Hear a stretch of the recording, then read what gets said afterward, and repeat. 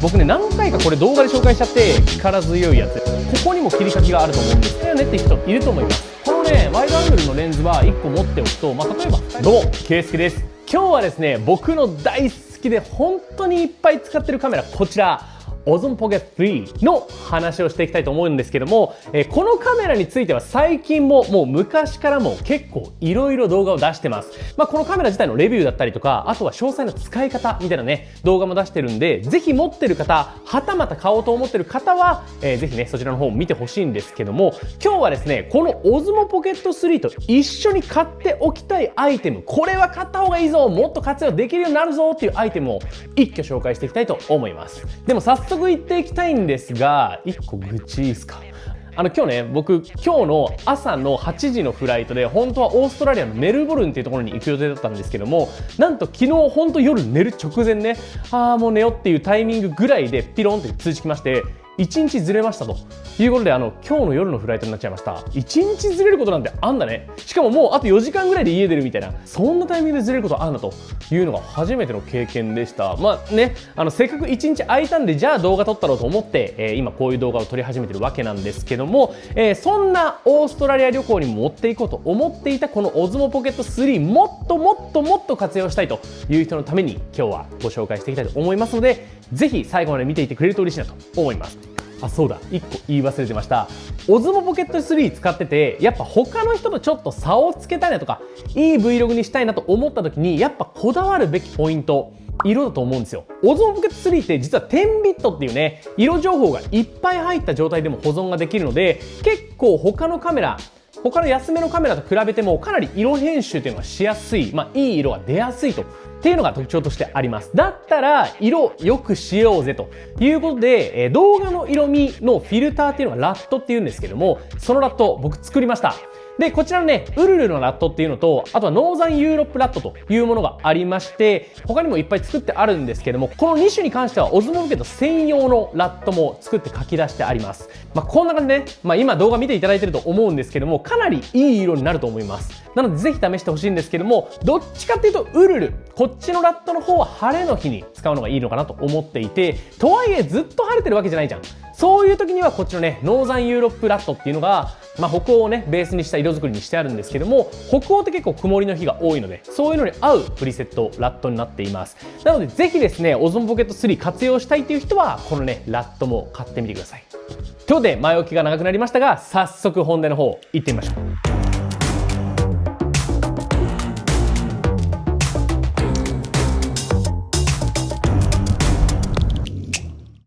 はい、ということで改めまして今回はこの OZMO Pocket3 と一緒に買っておきたいアイテム一挙紹介という形でやっていきます。で、せっかくならやっぱこれから揃えた方がいいよっていうアイテムね、必須アイテムから紹介していった方がいいですよね。いや、どれだろうな、どれも必須級なんですけど、まずは SD カードからいきましょうか。はい、僕はもう OZMO Pocket3 めっちゃ使うんで本当にいろんなアイテム買ってるんですけども、まずは SD カードですね。SD カードは僕今メインで使ってるのはこちらのプログレードの SD カードを持ってます。見えないよね。はい、こちらの SD カードですね。で、僕はこうやって3枚ぐらい持ってて、 128GB が2つと 256GB っていうのが1つの3種類を使い回しています。僕の場合は OZMO Pocket だけじゃなくて OZMO Action とかドローンとかね、他のところでもマイクロ SD 使うっていう機会があるんで、こうやって多く揃えてるっていう感じになります。で、これはね結構本格的な SD カードなので、もうこれからとりあえず始めたいよっていう人はこっちのね、これでもいい。はい、正直これでもいいです。これがサムスンの 128GB の SD カード EVO ってやつですね。結構サムスンのもずっと使ってて、これもね結構いい感じなので、これでもいいかなという感じです。で、これとプログレードじゃあ何が違うのっていうと、これは転送速度が全然違います。で、このねプログレードの SD カード後ろ見ると、よいしょ、こうやってね比較するとさ、2段になってるでしょ。2段になってて、こっちは1段、要はサムスンの方は1段になってるでしょ。で、このね2段あるのは UHS-2 っていう規格だったりするんですけども、こっちのプログレードの SD カードの方が要は転送速度がすごく速くて、僕の場合 OZMO Pocket3 でめちゃくちゃ動画撮るんですよね。そうするとパソコンに転送するときに結構時間食ったりするので、なるべく転送の速い SD カードがいいなと思ってこれを使っています。僕もほんとずっとこの Ozmo Pocket 回してるんで、そういう人じゃない限りはこのねサムスンの SD カードでも足りるかなという感じです。で容量に関しては 256GB とかあればいいんですけども、128GB とりあえずあると、かなり使いやすいかなと思いますので、まずは128から揃えてみるのがいいのかなと思います。64とかだとちょっと少ないかもしれないですね。ということで SD カードはこちらのプログレードのものを使っています。もうこれをもう本当に Ozmo Pocket にいつも入れてると、こんな感じですね。こんな感じで入れて使っています。で SD カード買ったら次に必要なのは SD カードリーダーだと思いません？ということで SD カードリーダー紹介していきたいと思うんですけども、僕は2つ持ってたりします。こっちのねプログレードの SD カードリーダーを普段はメインで使ってたんですけども、最近ねこっちも買いました。これアンカーのやつですね。これも速度が違うんでちょっとねプログレードの方が高いですね。倍ぐらいの値段するかな。さっきこの速い SD カード使ってるって話をしたと思うんですけども、この速い SD カードの速度を担保するためにはカードリーダーもそれの規格に対応したものじゃないとちゃんと速度出ないんですよね。なのでこのプログレードの SD カードリーダー僕は使っていて、スマホにプスッと挿してこんな感じで SD カードを挿して転送しているという形になります。もちろんパソコン MacBook にもこうやって挿して使っていますと。このプログレードの SD カードリーダーないしアンカーの SD カードリーダーもマイクロ SD もそうなんですけども SD カードも読み込めるので、これでカメラからも転送したりとかしますね僕は。でじゃあこのアンカーの方なんで買ったのかっていうと、これちょっと面白くて最近買ったんですけど、これですね、これケーブルになってて、これそのまま iPhone のプスッと後ろにつけますと。でカチャンとマグセーフでつくんですよね。これ気持ちいい。でここパカッと開けるとここに SD カードリーダーマイクロ SD と普通の SD カードを入れる穴が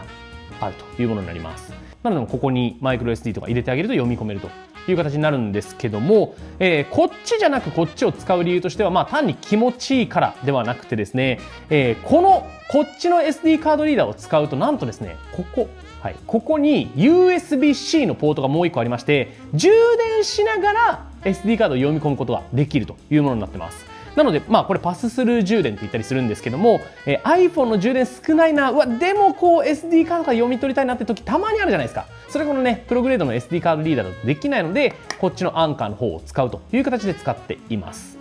このアンカーの方に関してはさっきのね速い速度には対応してないので、マックスの速度まで出るわけではないんですけども、十分無線で接続するよりは全然速度が出るので、旅行とかではこっちを持っていこうかなっていうふうに思ったりしています。で転送の方法としては SD カードを経由する方法以外にも無線で転送する方法もあったりとか、あとね Ozmo Pocket 3の場合はここにね USB-C のポートがついているので、ここから直接接続するっていう方法もあります。あるんですけども、僕は SD カードの方が運用が楽だなと。ずっと繋いでるのめんどくさいし、あと Ozmo Pocket 3って電源つけてないと接続できないんですよ。で電源つけた状態で横にすると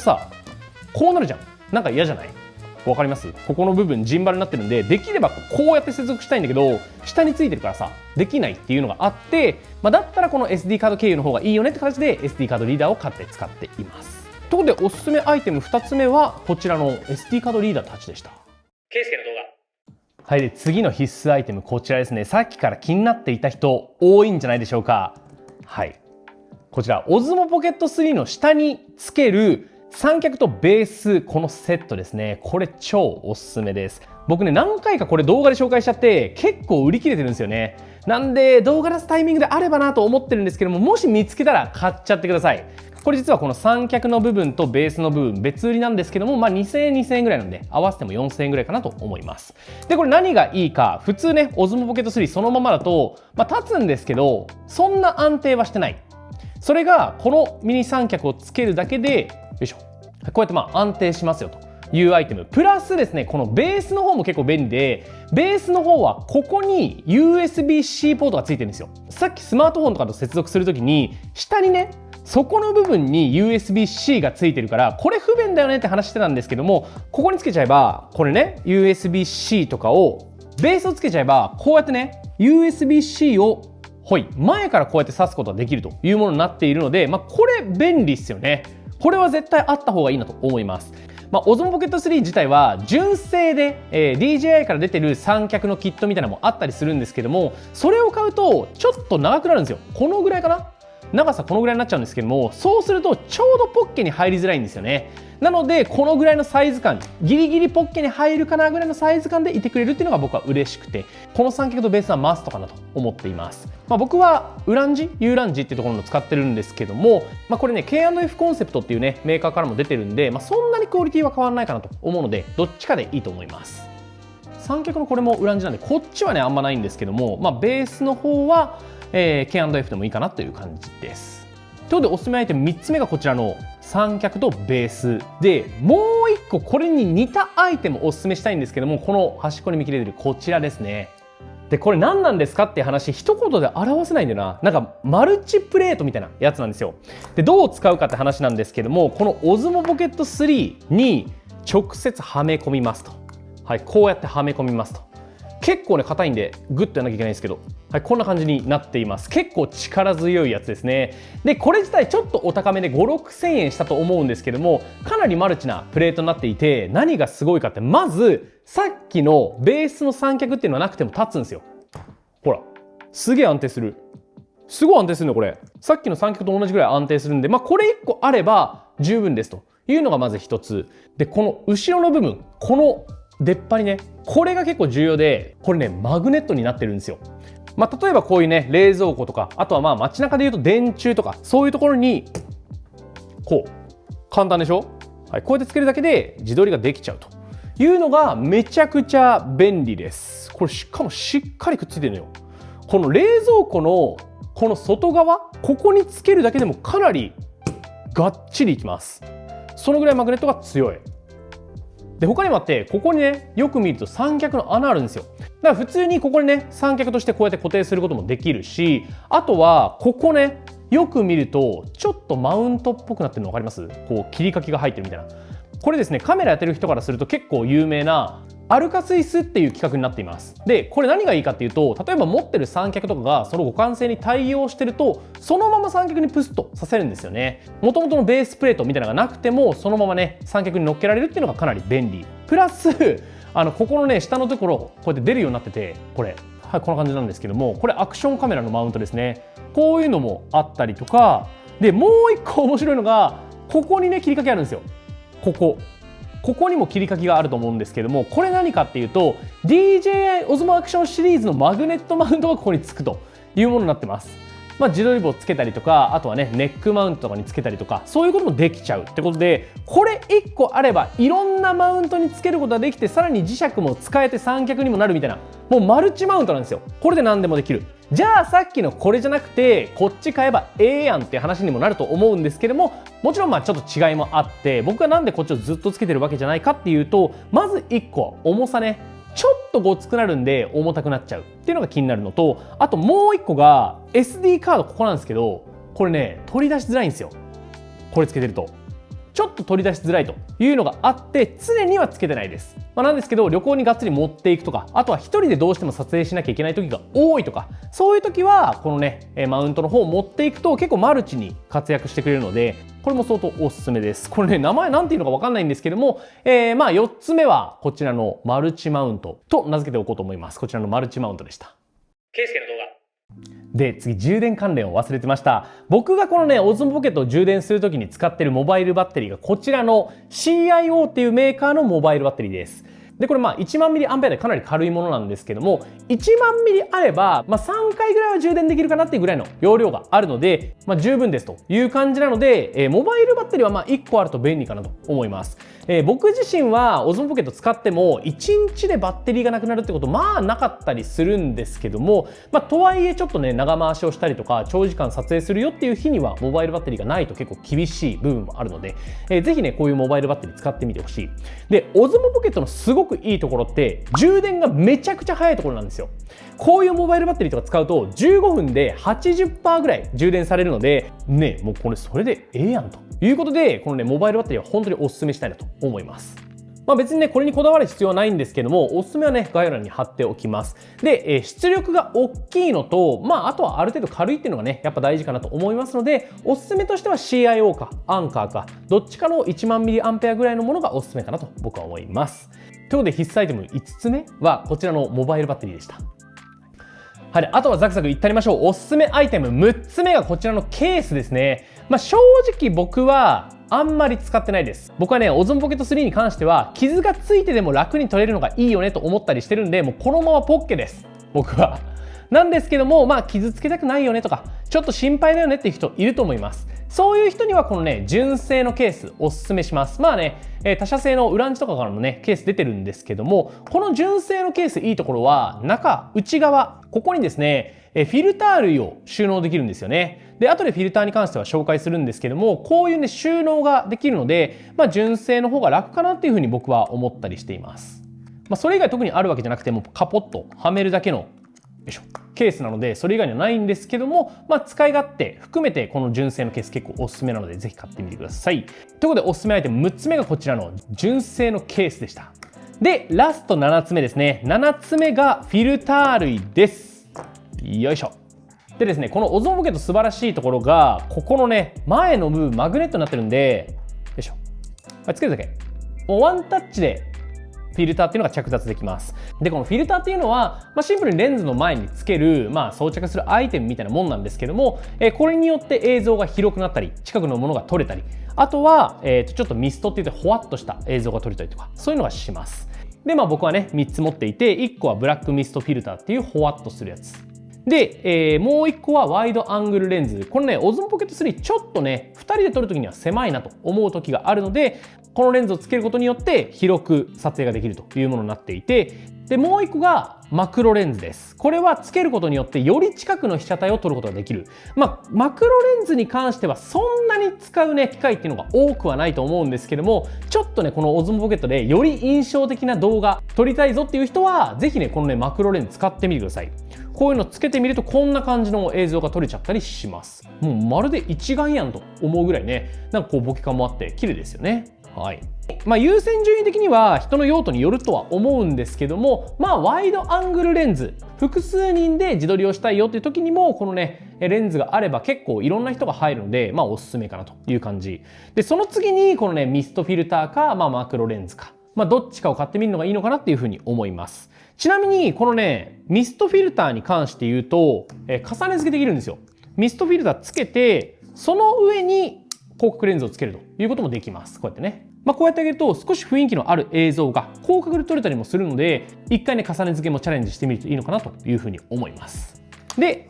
この辺のレンズに関しては使わないときにはケースに。こんな感じですね。収納力良い。ということで、オゾンポケット3と一緒に買いたいおすすめアイテムラストの一つがフィルター類でした。特にワイドアングルレンズおすすめかなと思います。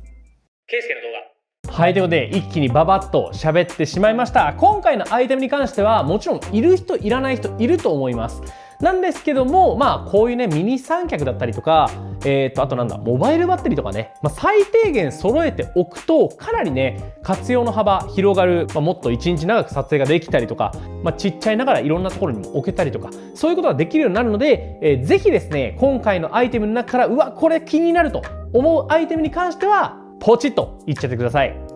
はい。ミニ Vlog。ということで、今日は中目黒のオフィス、今作業を終えまして、今からご飯食べに行くんですけど、風が強い。寒いね。寒い。サヌっていう、サヌナウェアっていうね、ところにご飯を食べに行きます。その Vlog。タコスがある。なんか新しい施設なんだよね。いつぐらいだっけ？なんか去年の半ばとか後半ぐらいにできた施設なんですけど、ちょっとそこでご飯食べたいと思います。いつ？清水屋のやつもあった。こ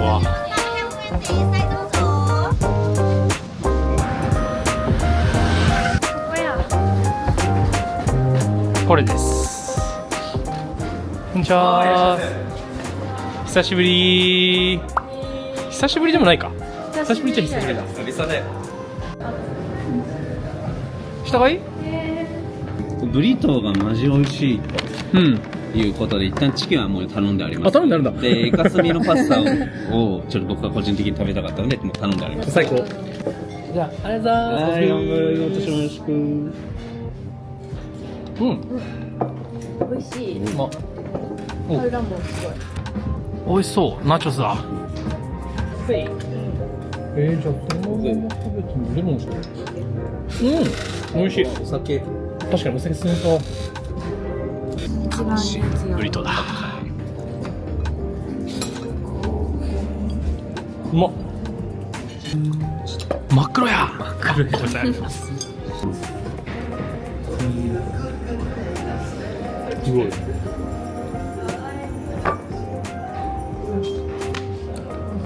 で冒頭でも話したんですけども、やっぱオズモポケット3使うんだったら色もね、もうほんとこだわってほしい。別にね僕のじゃなくてもいいんですけども、ぜひいろんなねラットっていう動画のフィルターですね、買ってみていただいて、それ使えばさ、いい色で動画が作れるんだったら絶対それあった方がいいじゃん。ちょっと普段の動画をねより良くしたいっていう人はこういうね色味のフィルターラットっていうのも買っていただいて、で自分の編集ソフトとかそういうので入れていただけるとすごくいい色になるので、ぜひお試しあれ。ということで今回の動画この辺にしたいと思います。今回の動画いいと思ってくれた方は高評価ボタン、チャンネル登録もぜひよろしくお願いします。それと写真動画好きのコミュニティ屋根裏もやっておりますので、ぜひ興味のある方は入ってくれると嬉しいなと思います。それではまた次の動画でお会いしましょう。バイバイ。